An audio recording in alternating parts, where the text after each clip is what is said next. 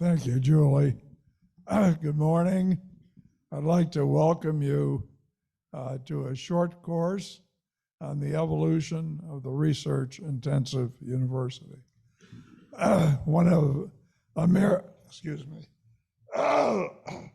America's great achievements has been the rise of our research-intensive universities, which have been responsible for much of the scientific progress that has occurred in the country.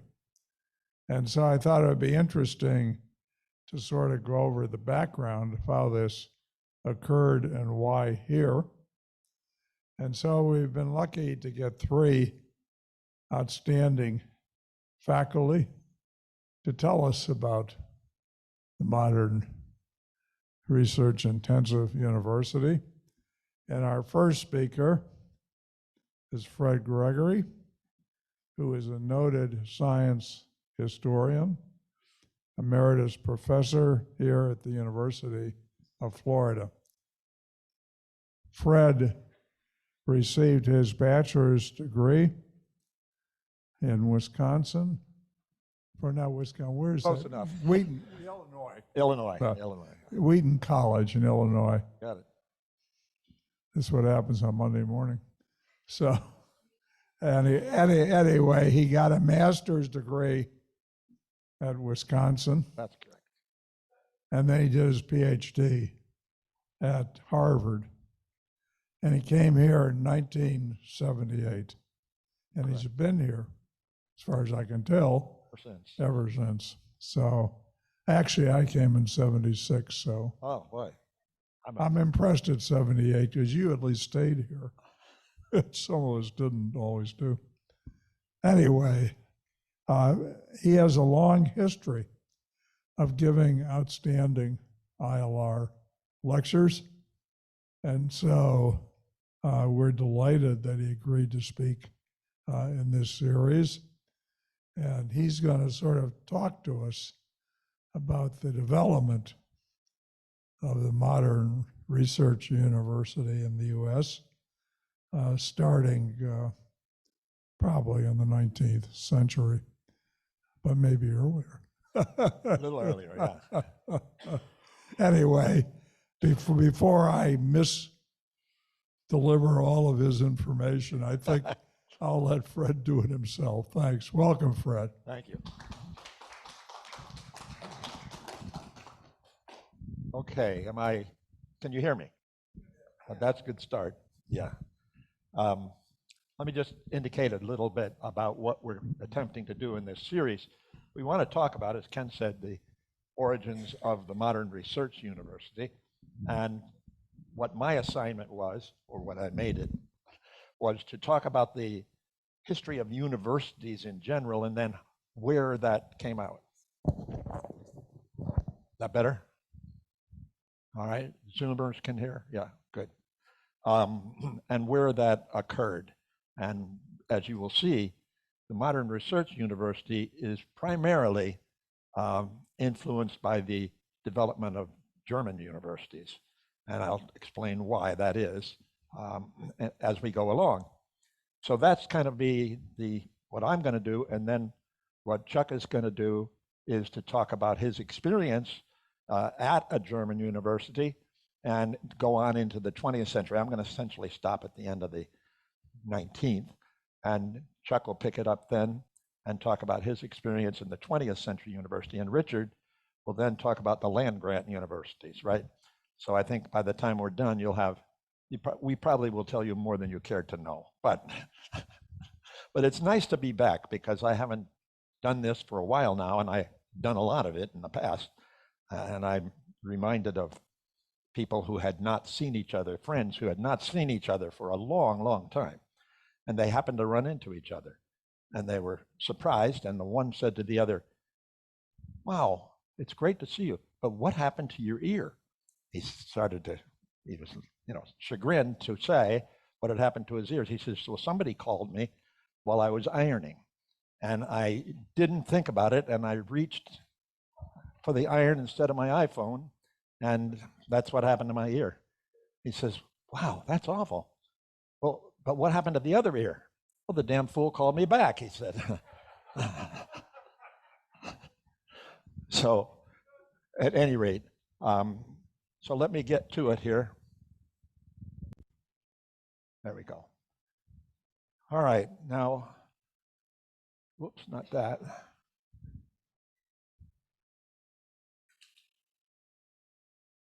There we go. The university's come a long way from its original appearance. In fact, it come from this to this. And so that is quite a transition, as you can understand, because the medieval university was quite different. If you understand a university to be a place where students come for instruction, then the oldest universities that we know of, or at least that I know of, are Nalanda, that's in India, and that's in the 5th century. Some people claim it's even in the 3rd century, but at any rate, really, really early. And then in the 11th century, we have Bologna and Oxford. And then in the 12th century, we have these two, Salamanca and Paris.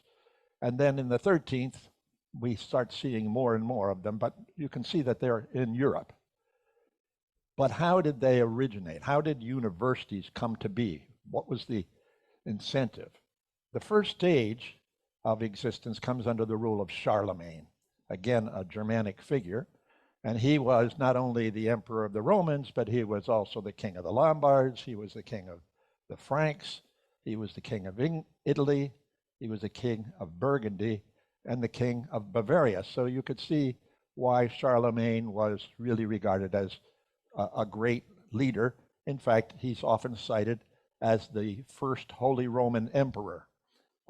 That is the emperor of all these regions together. But the universities originated from his wish that the priests, which was pretty much in charge of instruction and all of that, be educated, because they weren't necessarily educated prior to that. They were doing their priestly functions, last rites, things like that, but they didn't have any education of necessity. And so they started to learn things, as the Charlemagne had contended they should. And in the West, there were some people who were basically started to be teaching and beyond just the scriptures and doing those kinds of roles. And inevitably, the lay people said, well, we want to get in on this because we want to learn some things that we never did before. And so then that led to the objections to this, because the priests were supposed to be separated in monasteries and isolated, but here they are being invaded, so to speak, by these itinerant teachers. Now, they would come from anywhere, but they'd go anywhere too in this region under Charlemagne. Eventually, something called scholae publicae, public schools, appeared in numerous cities and towns, and bishoprics, and these itinerants were often foreigners from the region that they wandered into, and they didn't have any legal protections. And so the person who rectified that situation was Frederick Barbarossa, from his red beard. That's the name for him. He originated something called the Privilegium Scholasticum in the 12th century, right in the middle of the 12th century. What that did was to give protections to these itinerant teachers and students, because, as I said, they came from lots of different places, and they went to places where they weren't from, and so they didn't have any protections. But in 1158, this guy, Barbarossa, became Holy Roman Emperor, and in the same year, the Pope, Alexander III, confirmed this privilegium in the Diet of Roncaglia. And so now it became kind of more and more official and sanctioned. What did it mean? Well, it meant that teachers and scholars could form a corporation known as the Universitas Magistrorum. It wasn't of, but Scholarium. That's what Scholarium means, of. The purpose was to protect the schools from interference from local powers and smaller princes and cities, in other words, from these regions. So right from the beginning here, you can see that the instructors, that the people who were teaching, wanted some kind of guarantee that they'd be able to say what they wanted to. Let's see. Wrong. But they had to take an oath and acknowledge rules of the hierarchy of the corporation. And in return, they could go wherever they wanted. So they were itinerant. They could go anywhere, but they would, in the Holy Roman Empire, all those places that Charlemagne was king over, they could go wherever they wanted, and they would still have these protections.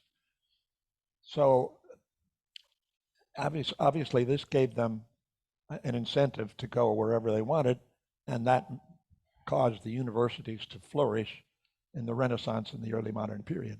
Now, most people, you would say, we're talking about German universities, that's Heidelberg, right? 1386. But that's not the case, because the Holy Roman Empire included Prague and Bohemia and those places, and they had a university a couple of years earlier. So this is the oldest German university. I learned that from Chuck. The early medieval university curriculum, you may have heard somewhere in your past, was based on the 7 liberal arts. And they were grammar and dialectic and rhetoric. That doesn't compute for us today. That's something called the trivium, and the arithmetic and geometry and astronomy and music constituted the quadrivium. This is significant for me, not because of what these things did. I'll tell you a little bit about what they did, but it'll still sound strange to us. But in the division, I will note that this division into a kind of preliminary study and then a higher study is seen here. Our grammar now was, introducing the basic parameters of a subject. So it's not just reading, but it's any subject, what are the basic parameters of it? And the dialectic was kind of an analytical dimension, the logic of a subject. And the rhetoric, of course, was how is it communicated? And then if you go to look for something in common of all those things, you can see they all deal with how humans relate to each other. So they used a lot of words to do that. But the quadrivium, on the other hand, that was regarded as something a little higher, these subjects had to do with external things that we don't create. And that's like arithmetic or number, geometry, space, extension, and astronomy with the heavenly bodies, music, harmony. We don't create those, but we do want to learn about them. So this structure of the trivium and quadrivium was something that changed over time. And by the time you get to the 18th century, the university was divided into faculties instead of the way that they had been divided. But you'll see a resemblance, because they generally had 1 lower and 3 higher faculties. The lower faculty was the faculty of philosophy. You kind of hear an echo of that in Gen Ed, right? And then the next higher faculty were medicine, law, and theology. And these were pretty well covered human concerns. I mean, you want to know how to stay healthy. You want to know how to solve problems and in society. And you want to know about the state of your soul. That was regarded as the best one of the group, or the highest one. So the faculty of medicine, they dealt with treating disease, etc. And they wanted to know, why do I get sick? I have to turn around because that's not clear up there. How do I get better? Whom should I trust? These are questions that you try to answer about the body and about your health. The law was a very popular faculty among the higher faculties. That obviously is regulating social order. How do I settle disputes? And so that's a pretty fundamental part of our experience. And they were obviously disputes about the public good or issues of justice and how you deal with lawbreakers. So you see, we're talking about the fundamental parts of our experience here. The faculty of theology was the most important because That dealt with eternity and the nature of your soul and God, creation and creature. Why is there evil? Things like that. How do we prepare for eternity? And so you can see that these were, very important parts of human experience. So we don't see anything these early times about engineering or business or agriculture or vet and medicine or education. We all have, today UF has colleges that deal with each of these things. Many subjects that we can think are vital today were not emphasized in the 18th century. And most notable among the subjects that were not central to education was natural science. The extent that astronomy and math and physics and natural history and these kinds of things of a scientific bent were covered, that was done in the philosophy faculty. But here, the interest was to pass on what was already known, not to try and change anything, right? That was the job of professors. Here's what we know, you should know it if you want to call yourself educated. So scientific research was not done at the university in the original division of faculties. It was done rather in the scientific societies. And you probably know about the societies. The oldest society, or at least the oldest scientific society, was the one that Galileo was part of, right? The Academy of the Links. And that's Galileo's, of course, the Royal Society. These are in the 17th century now, was where Newton was the president. And then on the German side of things, so we're talking about a wider context here than just the German, but the Academy of Sciences, it's what's called, is founded by Leibniz, the philosopher. Excuse me, I'm sorry. University professors made up what was called at the time the Gelehrtentum. That means the learned who pass on to students what was already known. And they wanted to make sure that you had knowledge of what people had learned up to this point. And in fact, one of them said in the middle of the 18th century, to do more than teach is to do the work of the societies of science, right? It's not our job as research, or to do research. So although they were not expected to do research, some professors at the German universities began to show an interest in what was being done in the societies. And in fact, they began to call out those people who didn't do research, but who were part of the universities. And so much so that they provided me with one of my favorite quotations about them, a critic about university professors who just wanted to teach what was already known and didn't want to do research. He said that they were, no, wait a minute here. I thought I was going to tell you that. At any rate, you'll see it later, I guess. They were called mouse turds in the middle of peppercorns. So in other words, we see them here. They look like us, but they're not really doing the job. So, all right, but the 18th century was not a good century for universities. First of all, there were a lot of wars, and enrollments fell, stagnated. Between 1700 and 1750, the average attendance in the Holy Roman Empire went down from 4,200 to 2,900 by the end of the century. And many enrollments in faculty, in the philosophy faculty, that's where natural science was taught, was very small, often less than 10. So students often just skipped the philosophy faculty and went directly into some of the higher faculties.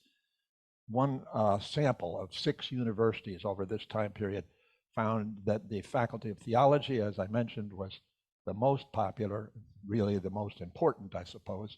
The faculty of law was next. Faculty of medicine was third. And of course, I haven't even, well, the faculty of philosophy was below that. One of the faculty of law was regarded by some of the people as the most important. Jus und nihil plus. that means law, and nothing else.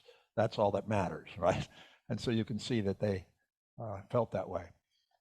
But those people who were arguing for research began to include courses in their philosophy faculty in, for example, experimental physics. They began emulating the academies by including an expectation of research. So this is where that comes in at the beginning. And this is that quotation that I've already given you. By centuries then, faculty who did nothing to uncover new knowledge were characterized by their colleague as mouse turds among the peppercorns. So I like that quotation. So the successful professor was becoming a showman, especially in courses on physics, where they would lead demonstrations of what they had discovered in the classroom itself. So an expectation that professors will undertake research to create new knowledge was the first of two major pillars of the German university in the 19th century. So this is the century where the emphasis on research for university people was beginning to show itself. So they should, professors had to add new knowledge, not just pass on what we already know. But it was not sufficient simply to do that. That is, simply to do research. You also had to make sense of it. In other words, you had to show how the new knowledge fit together to form a meaningful whole. I'm going to tell you more about what I mean by that. Now, up to the 18th century, this meaningful whole of what you know was essentially a religious outlook. And the professors were beginning to run into problems with the way things had been put together, because the religious outlook was not explaining what we're supposed to do with these new pieces of information.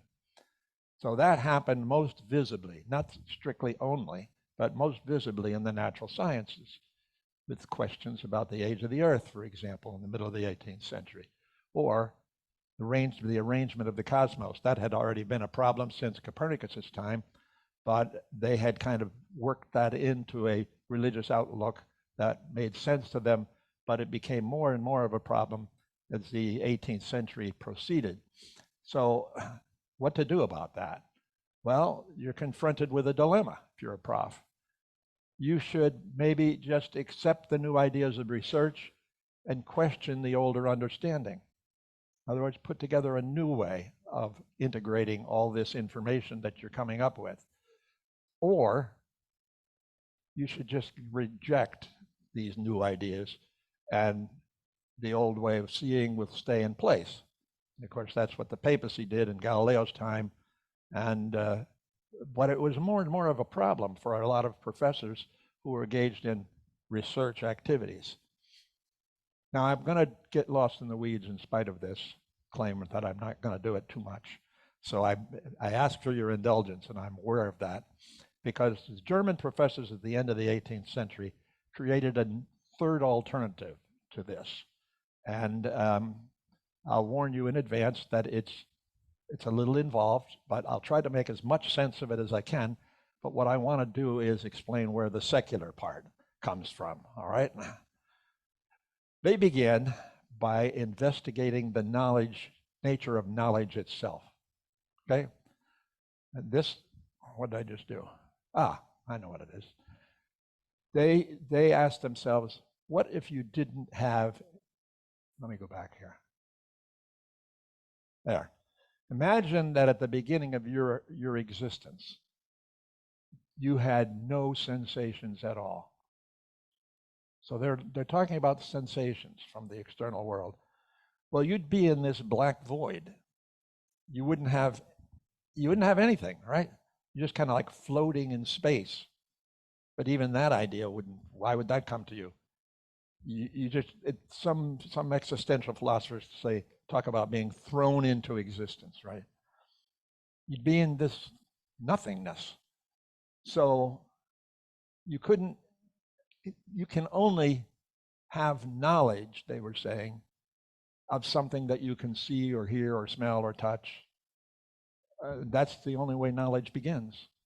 Immanuel Kant, the philosopher at the end of the 18th century, in his famous book on the critique of reason, that's what he's doing. He's examining the original context of knowledge itself. And he said that the beginning of knowledge, the knowledge we have, begins with the senses, but it's not confined to the senses. It does rely on some assumptions that we make when we perceive the world. Now, what do I mean by that, or what did he mean by that? Well, for example, we assume the law of causality, that this causes that. That's just part of the normal operations. And we assume that the world that we're perceiving is three-dimensional, right? We assume that mathematics could be used to describe nature. Now, that realization takes a little bit of time to be common, but it did eventually come about. So because our knowledge of the world depends on assumptions like these, he said that knowledge is never final, never the absolute truth. What about other questions that arrive in our lived experience? What about questions of beauty? What's the good? What is the right? What is the purpose of existence? These things don't come from analysis of the external world. They come from our feelings.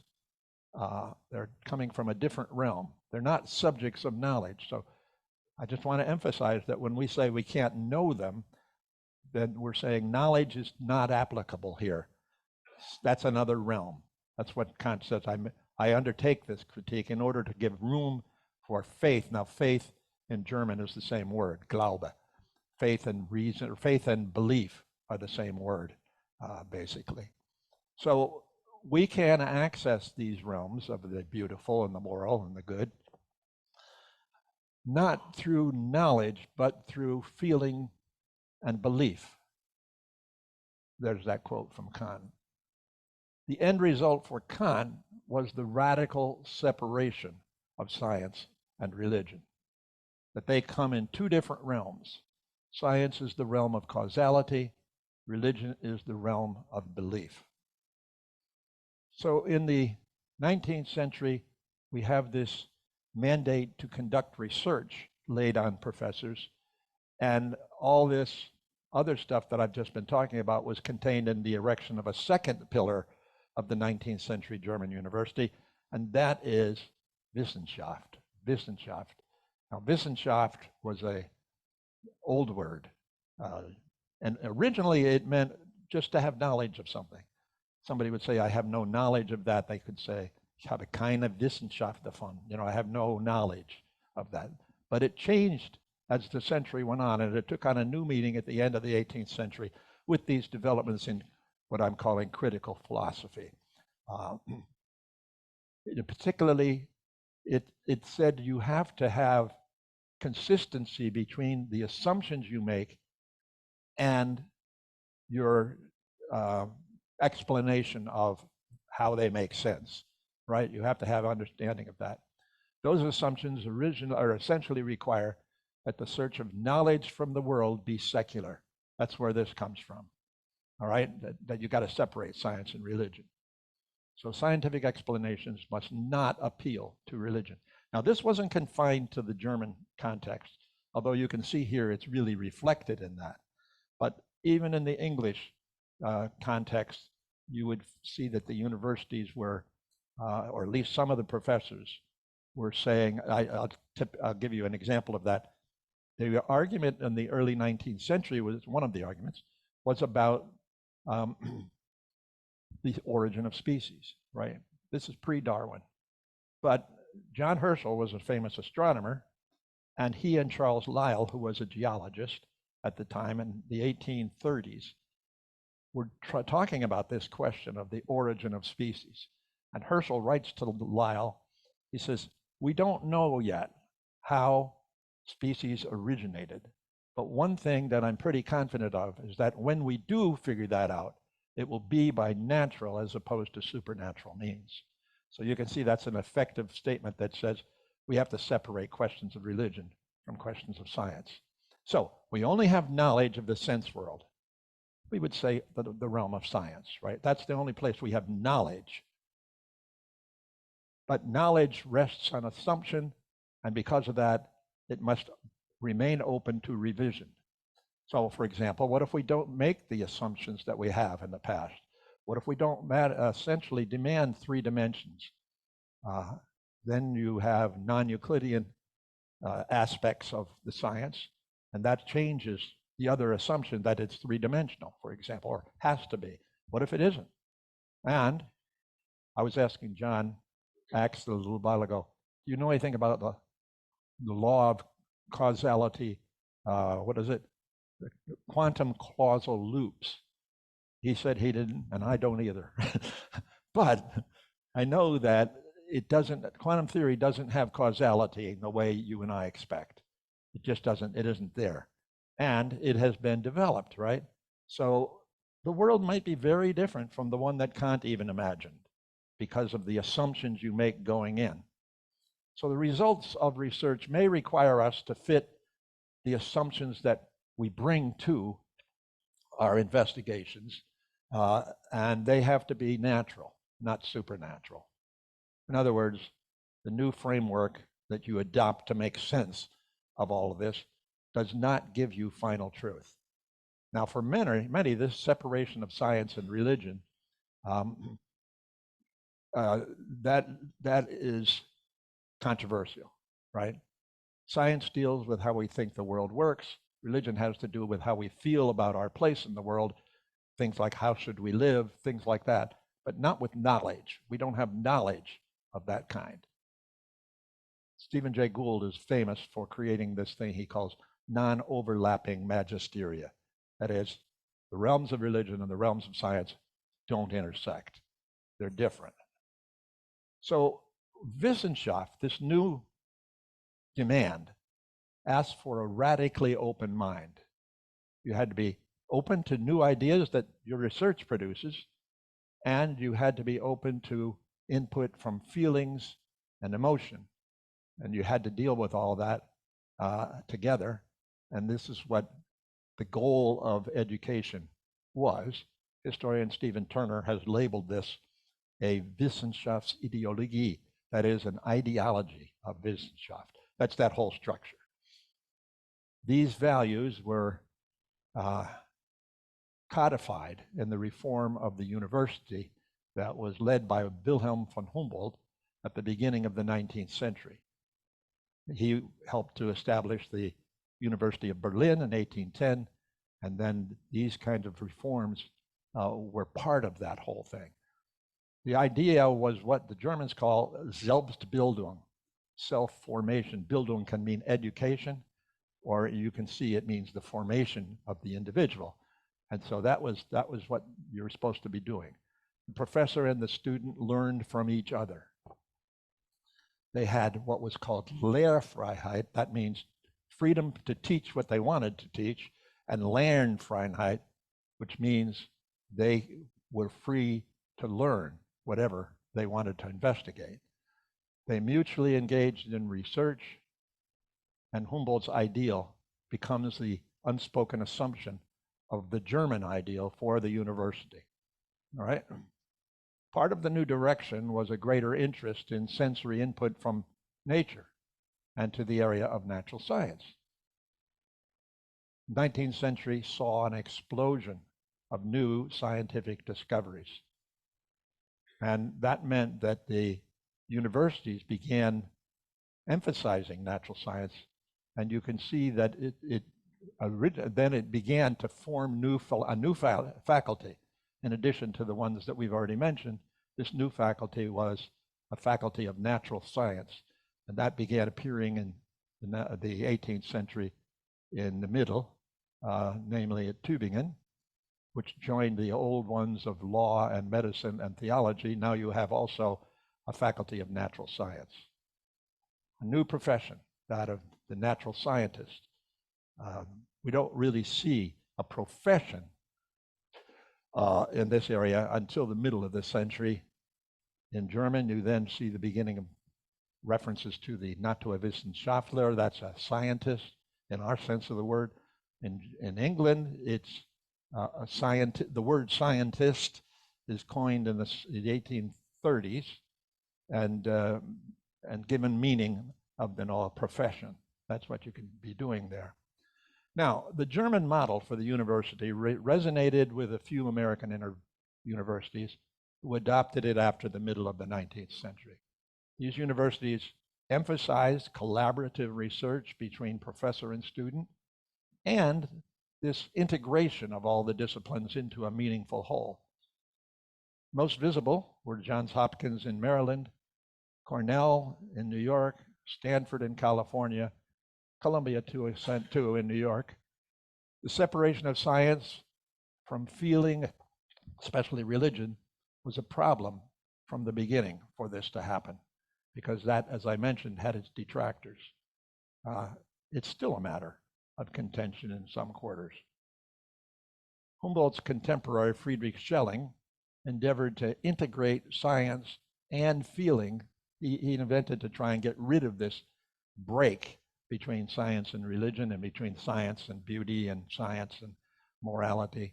He argued that cognition involves aesthetics. It involves, knowing things involve these other dimensions. So he was opposed to this radical separation that I was saying some people adopted. And he endeavored to integrate the explosion in research in natural science into an overall goal of the university. He wanted to integrate them both. And he came up with something called Naturphilosophie. The philosophy faculty would be where that integration was going to take place. In other words, he was really trying to say, what does all this education we have and that we're trying to impart mean? Who's going to ask that question? And nobody was answering it, and he was trying to say, well, I'm going to answer it, and I'm going to be a philosopher who's going to create a system, and that one's the one that was called nature philosophy or Naturphilosophie. But for many of the people of the 19th century, it was regarded as way too speculative. Because how are you going to integrate aesthetics into the acquisition of knowledge? How are you going to say, in order to know something, I have to be aware of what possible implications for beauty it could have? Whereas that's an easier question if you believe in this radical separation. So as a result of the controversy that originated from the beginning pretty much about this new direction in universities, then it took a little bit of time for the research university to emerge as kind of a place where this is not challenged but is accepted. So that development ultimately led to a clash between Humboldt's idea of the university and an emerging one in which the study of values could not be synchronized with the scientific education. In other words, there's a controversy about this. The older assumption that the values evident in the Geisteswissenschaften, that's the word that generally is translated to humanities. I mean, the original, like Humboldt, he thought that if you just embrace these values, we'll figure this out, right? Would result from a further development of natural scientific knowledge. That was questioned. And the tension that we have here is still easily among us in our time. So I'm going to stop there, and then you guys can tell me what's wrong with the way I'm seeing things.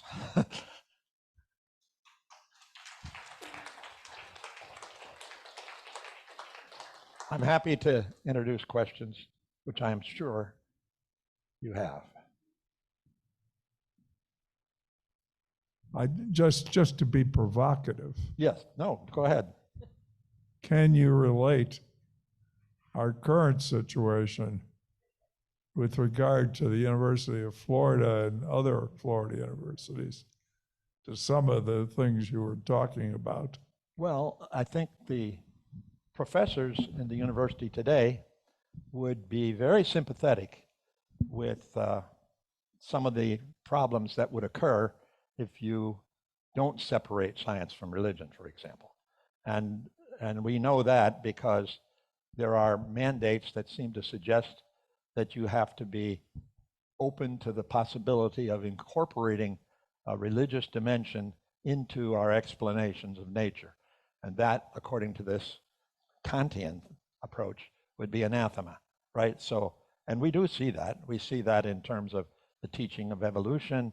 We see that in other ways, that the university doesn't maintain this, or has seen that this division that we are talking about, which I think historically is real enough, and we do have that value, and also that notion that came from the very beginning with Barbarossa, that you have to give autonomy to the professor. In other words, they have to feel free to be able to teach what they want and learn, the students learn what they want. And that no. So there was another way in which that showed itself, this tension showed itself. And that is, while Humboldt's reforms called for no interference on the part of government, and that was what Barbarossa intended by protecting these itinerant scholars, right? While that is the case, the political structure at the time didn't always respect that. And you had to hire somebody that they wanted, right? And so we see that happening today too. That's what I didn't want to get into details. Yeah. Other questions, comments? Hey.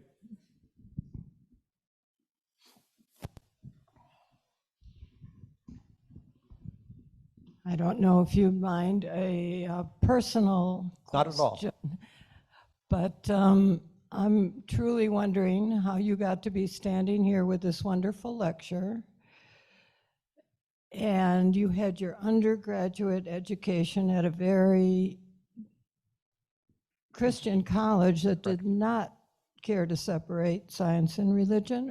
I understand it's a very good school, but right. Here you are.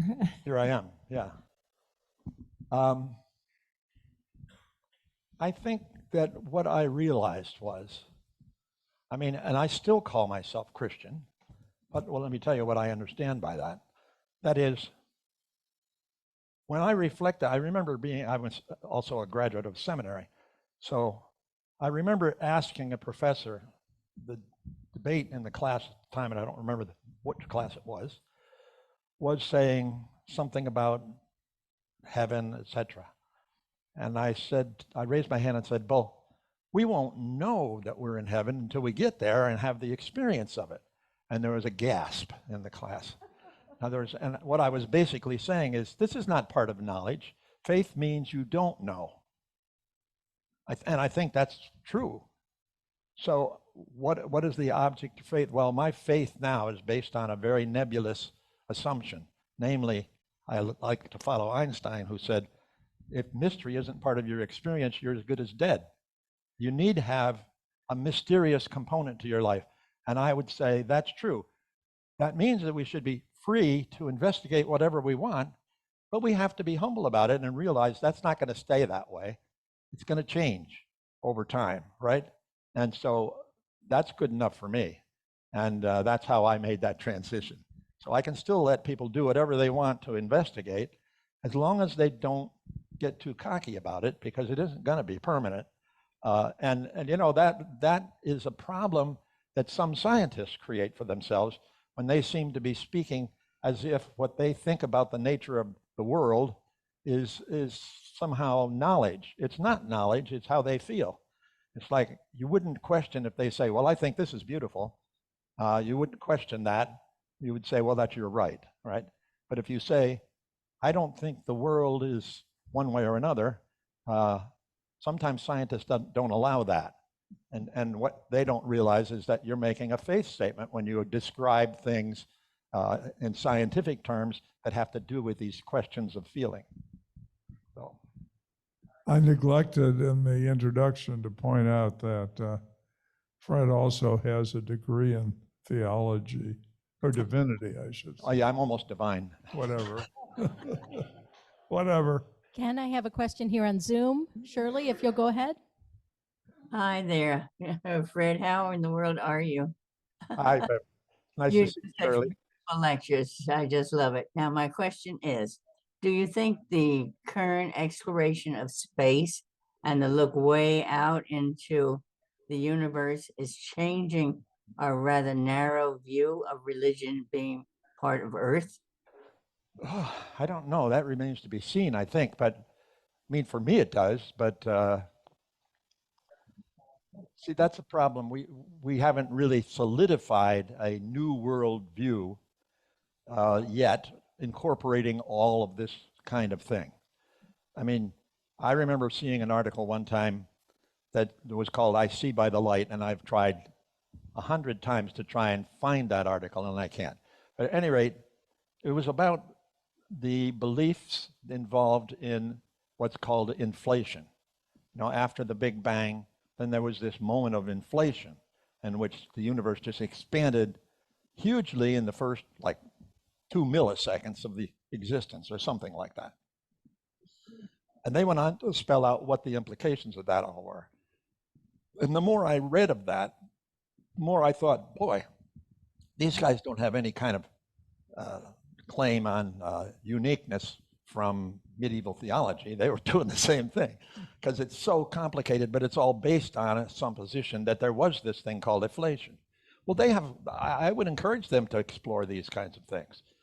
But I would also encourage them not to be too cocky about saying, this is the way things are, because saying the way things are is not a matter of knowledge, it's a matter of your feeling and belief.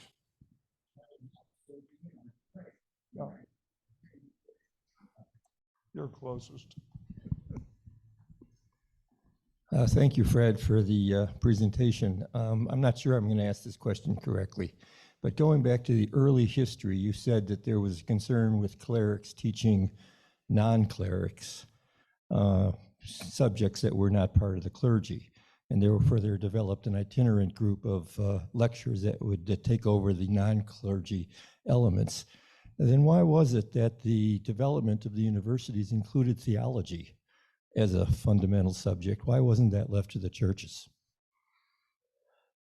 Well, because I suppose a lot of that is tradition. In other words, we divided this thing this way, and we can't just ignore these questions because they are so important in society, right? And I'm not sure quite, I don't know if I can give you a good answer to that. That follows naturally for us, but we're bringing a whole lot of assumptions back with us when we impose it on the early, you know, when they were creating protections for these early itinerant teachers. The other people wanted to learn whatever they could, and that turns out to be a kind of basic instinct that people want to learn things. And so when they did pursue, they'd have questions to ask that weren't necessarily about religious topics, and that was kind of natural, I would guess. That doesn't, or didn't anyway, lead to a radical exclusion of religious questions. At that time, it was seen as an extension because the worldview was definitely a religious outlook, right? And that lasted into the late 18th century after Hume and Kant and a bunch of those guys. They're the ones that changed our minds about that. Kant called for a new Copernican revolution, by which he meant, and he also said, we are lawgivers to society or to the world. Our knowledge of the world, of the sense world, of the external world, our knowledge of that is conditioned on our assumptions. That's basically what he meant. You know, and we make these assumptions, like Copernicus challenged the assumption that the sun was the center, or that the earth was the center of the cosmos. And when Copernicus challenged that, that was a fundamental departing from the other. And so that's what he meant. We have to undertake a new Copernican revolution and then, you know, he had one of his early articles is about the Enlightenment. Somebody had some society had a test question, which they annually put out, and then they got a bunch of answers. And the question was, what is enlightenment? Kant's answer to that was, enlightenment is getting rid of self-encumbered dependency. In other words, we put these things on ourselves, and we need to get rid of that and say, we're the ones that are creating these things, but we're not going to say that they're metaphysically true. We're just going to say we produced it. And so let's tease out what the implications of that are. And that was a challenge at the end of the 18th century. To do what you're suggesting might have happened back then, I don't think is a realistic expectation of how people basically looked at their existence. Yeah, Jane. Hi, Fred. That gives me lots to think about. But what I was going to say was this sort of explains something that's always been mysterious to me, which is why would Darwin have, so to speak, majored in religion, in theology? Mhm. And I guess at that point, there really wasn't any choice. That's where the study of the natural world was. That's true. And again, he was raised with this religious perspective. And he intended originally, when he left on the voyage, he intended to become a minister, right? He didn't see a problem then, but as he encountered things in his observations of the real world, he saw that there was a contradiction in his mind between how can that be, and still we have this way of adding it together in a purposeful way. Now, he felt this tension because I don't think everybody was able to do what Kant had done. I mean, that separation of religion and science took a long time to get established, right? And it wasn't established yet at his time. But, you know, when he was in the Galapagos and he observed some things and he said, you know, these turtles over here are different from these turtles on this island, but they all live in the same basic environment. So why would that be different? Assuming that God was the explanation, that God put it there and God put it here, he wanted to say, well, why? God didn't need to do that. I mean, it was fine. Even if you want to explain it by evolution, that makes a little more sense as to why that might be. In other words, I don't understand God's mind, and I always thought God was a very rational being, but that doesn't sound very rational to me. And so that kind of experience was enough to suggest to him, I don't have this thing worked out yet about what evolution, as I'm beginning to understand it, means for the larger picture of the world and that I have had in the past, right? So, and I think that's basically the case. In fact, I don't think Darwin ever really worked it out all the way, because even late in his life, he made a statement that he didn't think that the world resulted from chance. It was not, as John Herschel put it, the law of higgledy-piggledy. So they thought, how could the world of chance produce this kind of order? You know, Darwin thought, we'll figure that out, but it'll probably be natural the way we figured out. But I'm not saying he never confessed to being an atheist at all. And so for some, that would be the obvious answer, that there is no God, right? That kind of solves your problem too, in one sense of the word. But that's way too much for most people. They're not going to go there. David. Fred, getting away from the philosophy a little bit, I was hoping you were going to include the Scots in your discussion. From John Knox through Francis Hutcheson up through the 17 and 1800s, the Scots made enormous contributions to math and science. Oh, John yeah, they Playfair. They did, and in fact, And even the president of Princeton, Witherspoon, was a Scot that they imported. yep. So the more than that impact later, there yeah. was enormous. So could you just add a little bit to all that? Thanks. Yeah. First of all, I'm going to rescue my claim a little bit by saying that the Scots and the Germans were very close in contact with each other. But I think it's also true that the Scots, well, there were theologians from Scotland that become heads of Princeton University. And so that continues there. And I'm not saying, as I indicated, that the Germanic context is the only one in which you understand the development of the modern research university. But I think the Scotch had a lot to do with that, but also that they were connected with this German tradition. A number of them had gone to Germany to study, and they probably were more open to that Germanic way of seeing things than most, who would think of it as, that's just too abstract for me. I don't know what that's relevant to me. I'm going to go and do my work. You know, that's still the attitude among a lot of scientists, and I understand it and I respect it. You know, why would they want to get detracted from their research into these things? But if you ask the larger question, then I think it is relevant, and you have to deal with it. So I respect the Scots. They're Maxwell, Kelvin. They're good guys. You opened your presentation with a list of some of the oldest universities. I noticed that the first one you mentioned was, I think, in India. Yeah.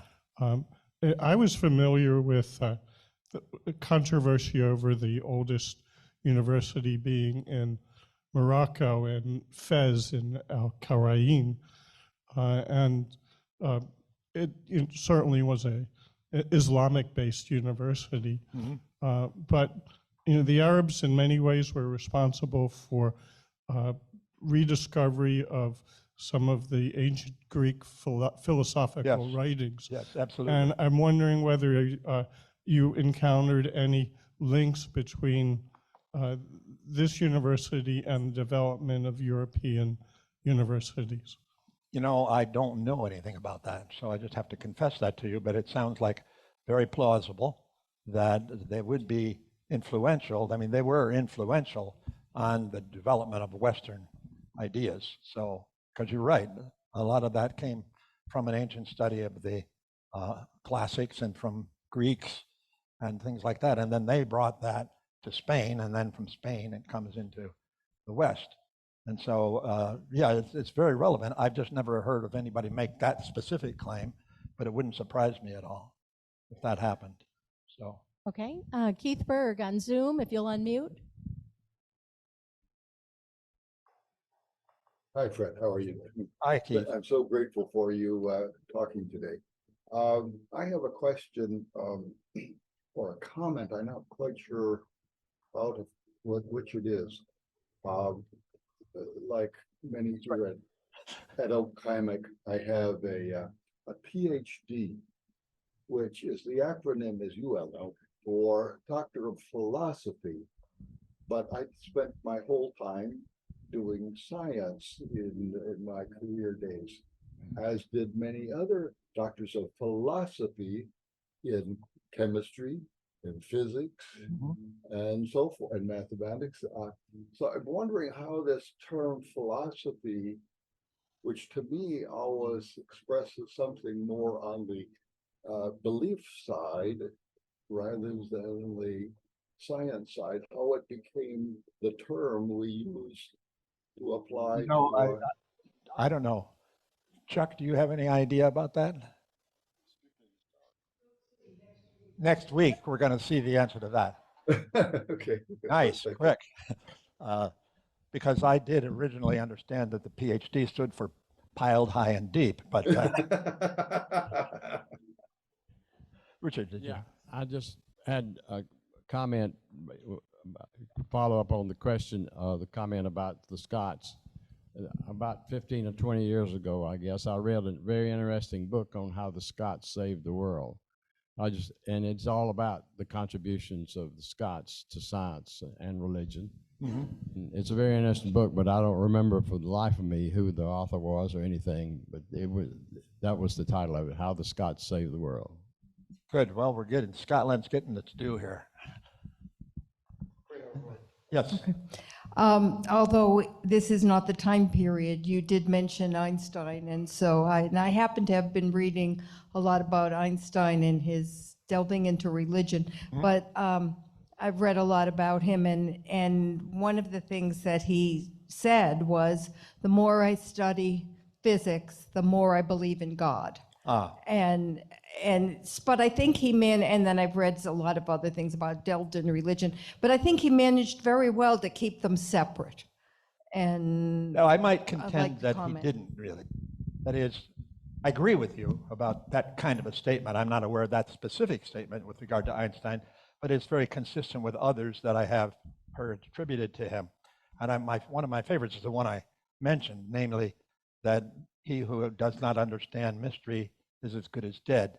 His view of the world was a very large one, and he certainly was aware of the role of imagination, the role of unanswered questions.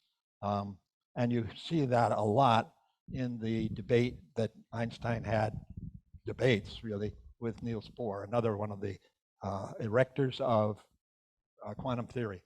And they were constantly talking about God. Einstein called him the old man now and again, the old man would not do it that way. And he did not like quantum theory because it seemed to be a challenge to certain assumptions that he made, namely that the universe was rationally explainable. Now, I understand where that assumption comes from, because in a sense, if you don't assume that, then you might as well go home. There's nothing to do, right? Your job as a scientist is to explain the world. And for that, you have to use the tools at your disposal, which are theories about the world, etc. And Einstein claimed that was the case. Bohr, on the other hand, having encountered quantum theory up close and personal, was the one who said, we have to change what we mean by understanding. So then that's a different kind of question, right? And what he was basically saying, in my view, is there's a little more transcendence here than we can solve easily by a rational analysis. We have to deal with contradiction. And how are we going to do that? Well, that's the challenge. How are we going to do that? But in order to address that question, you have to assume the rationality of the universe. Because if you don't, as I say, if it's chaos, there's nothing left to do. You just have to make an assumption that it's rational. But as one theologian, actually, from the late 19th century said, we have to adopt a hypothesis of the understandability of the world. In other words, that's a hypothesis. And quantum theory won't let you do that because it's contradictory. But if you take it as a hypothesis, then you can create explanations, which, if you're humble enough, and Einstein wasn't, but Bohr was, namely, then you will say, but we're not able to say this is the way things really are. It's just the best attempt we've got so far, right? So, thank you all. I must say that the Scots, even today, are notable. Their university system is much more universal in terms of where it takes its professors from, as opposed to their neighbors to the south, which is much more provincial in many respects. But that doesn't surprise you, does it? But the other thing I'll say is I have a couple of friends in Pavia in Lombardy who claim they had an very early university as well, places where Volta practiced and people of that ilk. Anyway, this is probably one of the best discussions that we've had in this ILR as I've got to, and I think it's a tribute to the quality of the lecturer, the speaker. So I really want to thank you tremendously, Fred, for. Thank you. Thank you. Appreciate it. Thank you all for your questions. Appreciate it very much.